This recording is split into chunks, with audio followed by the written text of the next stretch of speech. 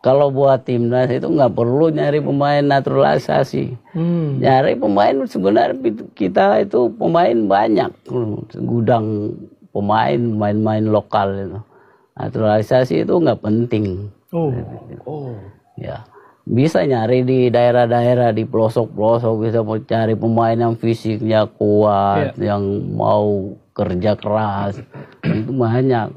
Jadi itu makanya saya lihat itu ya, kalau ambil naturalisasi itu mainnya lebih levelnya lebih tinggi dari yang pemain Indonesia mungkin nggak apa-apa, nggak masalah. Ini diambil naturalisasi pemainnya malah selevel dari berbahaya. Saya pikir percuma, buat apaan nyari pemain seperti itu lah. Itu tadi ya video wawancara atau podcast seorang Alexander Pulalo, mantan bek kiri timnas Indonesia dan juga mantan bek kiri beberapa klub di Indonesia. Kalau buat kami pribadi ya, kalau zaman sekarang atau kalau sekarang ini ya, yang kayak gini ini udah nggak kaget lagi sih, sebab ya udah banyak yang kayak gini. Ya kami menganggapnya gini aja deh, wajar aja lah. Pace Alex ini kan udah tua ya, jadi pemikirannya masih zaman dulu alias jadul, alias kolot dan kuno. Masih ngerasa Liga Indonesia atau sepak bola Indonesia itu mungkin dia ngerasa ini tahun 90-an kali ya. Jadi kalau dia bilang talenta Indonesia yang lokal itu banyak, buat kami betul banget.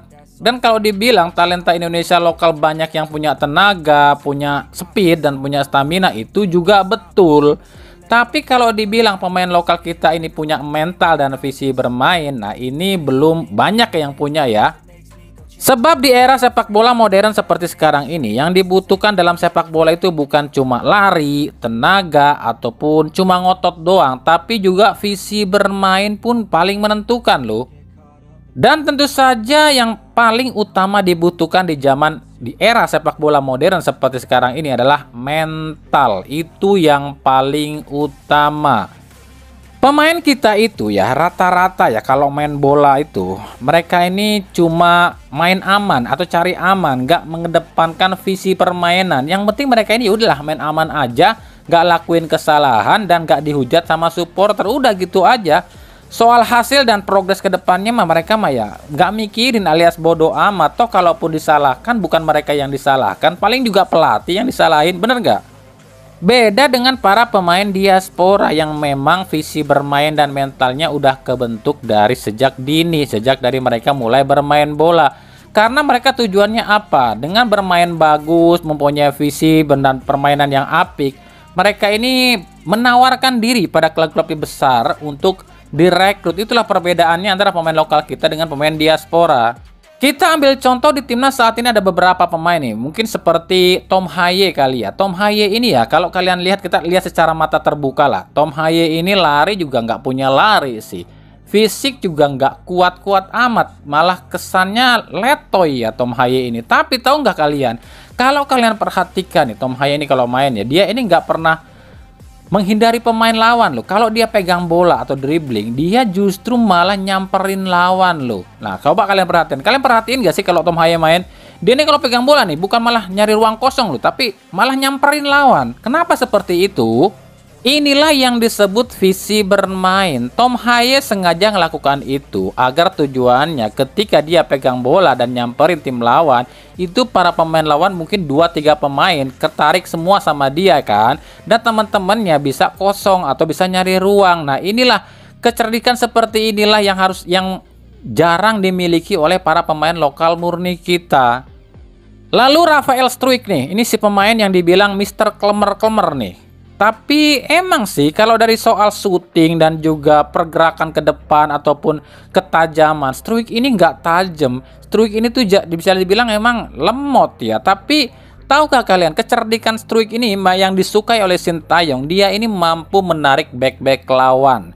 Ketika dia pegang bola, 2-3 back lawan itu langsung mengerubutin dia. Ini keuntungan bagi teman-temannya nih, bisa nyari ruang kosong. Karena biasanya kalau striker lokal kita ya, kalau dapat bola itu cuma 2 opsi. Kalau nggak tendang langsung atau ngejauhin bola, ya crossing ya. Mending kalau crossingnya nyampe ke temennya. Kalau nggak, mereka biasanya asal crossing doang. Nah, inilah permainan ataupun visi permainan seperti inilah yang jarang dimiliki oleh para pemain lokal kita. Jadi Kalau dibilang Alexander Pulalo itu pemain lokal kita banyak yang speednya bagus, memang betul. Kalau dibilang pemain lokal kita ini banyak yang kuat-kuat, ya memang betul. Tapi visi permainan loh yang dan mental itu yang belum banyak dipunyai atau dimiliki oleh para pemain lokal kita. Jadi komentar saya ke buat Pace Alex ya udah sih, ngapain juga sih harus nyinyirin atau kritik timnas saat ini. Toh janti juga kalau misalnya nih timnas Indonesia ini melaju ke Piala Dunia, otomatis mata dunia pun akan melihat Indonesia loh. Dan ujung-ujungnya apa? Pemain Indonesia juga yang untung, banyak dilirik oleh klub-klub luar. Karena mikirnya gini, wah dia pemain Indonesia ya, main di Piala Dunia kemarin kan, ayo kita rekrut. Yang untung siapa? Yang untung pemain Indonesia, tapi kan belum tentu itu pemain Indonesia itu main di timnas apa enggak. Tapi gara-gara timnas masuk ke Piala Dunia, semua yang kena untung itu loh yang harus kita pelajari, yang harus kita pikirin. Nggak usah mikirin zaman dulu seperti apa, pemain talenta kita kuat-kuat, cepat-cepat, nggak usah itu dulu deh. Yang penting progres kita ke depannya seperti apa itu loh. Jadi inilah yang kami bilang, kenapa lah sepak bola kita ini nggak maju-maju, karena pikiran para pemainnya, pelaku sepak bolanya ini masih mundur, masih kuno.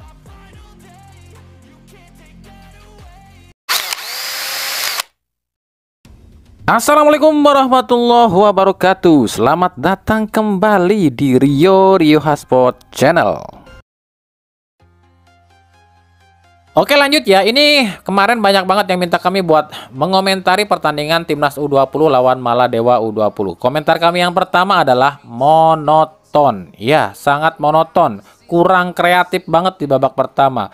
Serangan Timnas Indonesia itu ya template, nyerang sisi sayap cutback, nyerang sisi sayap cutback. Ini gampang banget dibaca oleh pertahanan lawan ya. Nggak ada kreativitas lain gitu loh. Gimana caranya ngebongkar pertahanan parkir bus seperti ini? Nah, barulah di babak kedua ini baru bisa sedikit berkembang ya, karena memang ada perubahan strategi dari Indra Syafri. Memang harusnya seperti ini ya, dari 30 menit awal, mungkin 20 menit awal kalau ketika mereka deadlock, Indra Syafri itu harusnya memang udah membongkar gimana caranya menggunakan strategi lain. Komentar kami yang kedua adalah Black Magic alias ilmu hitam. Ini kami pribadi yakin banget nih 100% ini kipernya Maladewa ini pakai dukun nih atau Black Magic nih. Sebab ya ini nggak masuk akal loh buat kami. Mereka ini cuma bermain asal-asalan, tapi timnas Indonesia kok jadi blank gitu. Jadi nggak bisa nyerang, nggak bisa melakukan serangan yang rapi dan menciptakan peluang-peluang. Tapi ketika satu gol bersarang ke gawang dia nih, si kiper Maladewa kan hancur lebur. Ini udah ketahuan banget kayak dukunnya tuh tewas gitu loh ketika udah kebobolan. Yang ketiga komentar kami adalah, wahai lokal kampret, mana suara kalian? Faktanya ya, Jens Reven di laga ini adalah orang yang atau pemain yang paling berkontribusi loh. 2 gol pertama timnas U20 itu semuanya kreasi dari Jens Reven. Lalu juga menciptakan atau menghasilkan 1 gol. Artinya apa? Timnas kita ini butuh banget loh pemain-pemain diaspora. Apalagi pemain timnas U20 ini kita butuh Jens Reven yang lain nih. Ini kerasa banget ya hilangnya Caviatur dan juga Welber Jardim ini benar-benar terasa bagi permainan timnas U20. Bahkan setelah unggul 4-0 aja, ini para pemain udah deadlock, udah pusing nih, bingung nih mau ngapain lagi nih cara ngebongkar parkir busnya Maladewa. Kalau cuma ngandelin Jens Reven sendirian ini agak repot. Harus ditambah pemain-pemain yang seperti ini. Kita nggak bisa memungkiri, nggak bisa bohong, kita butuh pemain-pemain diaspora yang punya misi permainan, punya misi bermain loh. Yang buat kami lebih heran adalah kenapa Indra Syafri mempertahankan Muhammad Ragil loh? Kenapa malah mencoret Kamara ya? Ini menurut kami agak aneh sih. Karena kalau kami lihat Kamara dengan Ragil ini malah jauhan lagi lebih bagusan Kamara deh. Tapi entahlah, kami pun nggak bisa ngerti deh. Itu aja ya komentar kami soal timnas U20 kemarin. Lanjut, para pelaku perusakan rumah di Odeon Sukabumi, yakni oknum supporter Persija, akhirnya ditangkap kepolisian Sukabumi. Pelaku yang berjumlah 13 orang ini saat ini masih mendekam dalam tahanan Polres Sukabumi. Para pelaku ini berdalih mereka melakukan aksi ini lantaran disurut emosi karena mereka ini merasa dihina atau dilecehkan. Jadi ketika mereka lewat menggunakan konvoi, mereka ini kabarnya diejek oleh orang-orang sekitar dengan kata-kata kotor sehingga membuat mereka emosi, dan kebetulan ada pagar yang dipasangi banner atau spanduk bertuliskan ataupun untuk dukungan Persib. Makanya mereka pun melampiaskan kekesalannya pada rumah tersebut. Tapi tentunya pernyataan para pelaku ini tuh berbanding terbalik 180 derajat dengan apa yang diucapkan oleh warga sekitar. Sebab menurut warga sekitar, para pelaku ini konvoi sambil geber-geber motor dan lakukan umpatan-umpatan atau ejekan-ejekan untuk Persib, yang memang membuat warga sekitar emosi, yang akhirnya membalas ejekan itu dengan ejekan lain, dan akhirnya para pelaku ini pun kesal dan melakukan aksi perusakan. Tapi apapun alasan mereka, jelas aksi-aksi seperti ini tuh tak bisa dibenarkan sebab ini masuknya ke anarkis, bukan lagi sportif.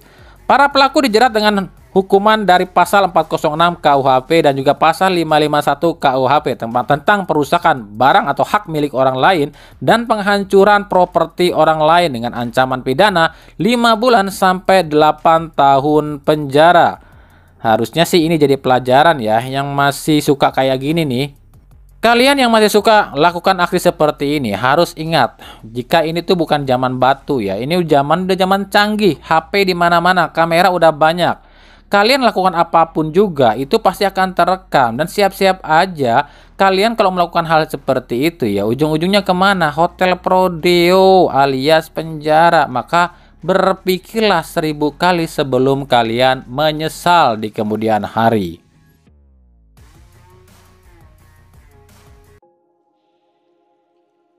Oke, lanjut ya. Ini kemarin banyak banget yang tanya ini di komentar, di DM saya, ini banyak banget yang bilang, "Bang, emang benar Stefano Beltrame akan balik lagi ke Persib?" Aduh, ini berita dari mana lagi? Ini banyak banget nih, ini rame banget nih di media sosial nih yang memposting Stefano Beltrame akan balik lagi ke Persib.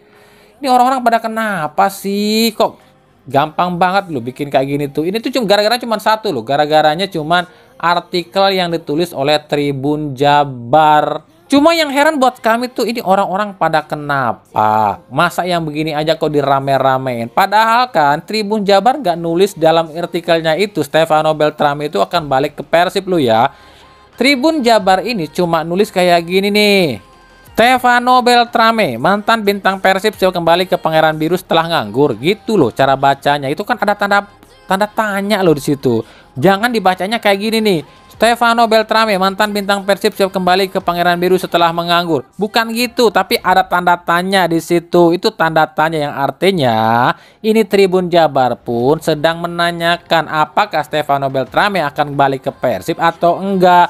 Ya masa sih kalian nggak paham dengan artinya tanda tanya? Ini di sekolah diajarin apa enggak sih? Makanya kami heran loh dengan mutu pendidikan zaman sekarang. Ya masa sih nggak bisa ngertiin yang namanya tanda tanya, tanda seru, tanda koma, tanda titik. Gitu aja kok masih dibikin heboh. Persib itu nih ya, yang kami tahu ya, memang lagi ngincer satu pemain asing buat gantiin yang namanya Mailson 5. Tapi itu nanti bulan Desember ya saat bursa transfer dibuka. Dan kami pun nggak tahu nih siapa sosoknya nanti pengganti Mailson. Tapi kalau kami bicarakan soal Beltrame, ini kami sama sekali nggak ada info loh ya dari pihak Persib yang bilang Persib ini berniat balikin Beltrame. Sebab waktu Beltrame keluar dari Persib itu kan gara-garanya cuma nggak ada kesepakatan soal kontrak dan nilai gaji ya. Ya meskipun kalau kata Hoda kemarin Persib udah nawarin duit gede nih sama Beltrame, tapi Beltrame-nya nggak mau lantaran ada urusan keluarga itu katanya. Padahal kita sama-sama tahu lah, ini permasalahan kontrak aja, kontrak dan gaji aja. Jadi udah jelas ya, yang ditulis Tribun Jabar itu, dia ini cuma bikin artikel dengan tanda tanya alias dia pun masih bertanya-tanya gitu loh. Bukan berarti dia ngeberitain Beltrame akan balik ke Persib. Jadi harus bisa ngebedain ya. Intinya ya, ini buat akun-akun media sosial ya, apalagi TikTok ya. Kalau kalian emang gagal paham, kalau kalian emang nggak ngerti tanda baca, nggak usah sok-sokan ngupload di media sosial yang akhirnya bikin gaduh deh. Sebab ya kita tahu lah mental atau kualitas pendidikan kita ini semakin lama semakin rendah. Orang-orang kebanyakan yang lihat atau nonton mungkin nggak semuanya pinter loh, bisa mengertikan. Apalagi kalian nguploadnya itu cuman potongan-potongan tulisan, ya mereka nggak bakalan ngerti. Intinya gitu aja deh, kami klarifikasi ya. Untuk soal Beltrame yang akan balik lagi ke Persib apa enggak, sejauh ini nggak ada berita sama sekali di sekitaran manajemen Persib lo ya. Adapun memang benar Persib lagi mengincar satu pemain asing itu buat menggantiin posisinya Mailson 5. Tapi itu nanti udah kami jelasin nanti di bulan Desemberan ya. Itu tunggu aja deh siapa sosoknya, mungkin Hodak sendiri yang akan nyari. Paham ya?